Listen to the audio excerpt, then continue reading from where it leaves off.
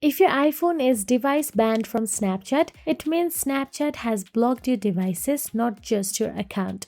So here is how to fix it. First of all, wait out a temporary ban if it is not permanent.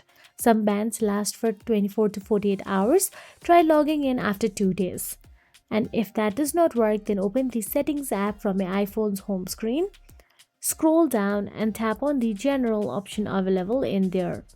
Inside General, all you have to do is tap on the iPhone storage option available there. Inside iPhone storage, scroll down and tap on this Snapchat from the list of apps available there.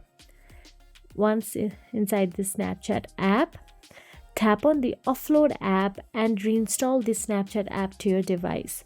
Also, make sure that you have turned off any VPN which are turned on.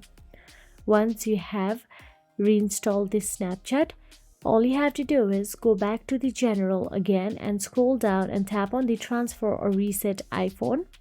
Then tap on the Reset and tap on the Reset All Settings. This resets network and may help refresh your device identity. So that is it. If you found this video helpful, please like, share and subscribe, and thank you so much for watching.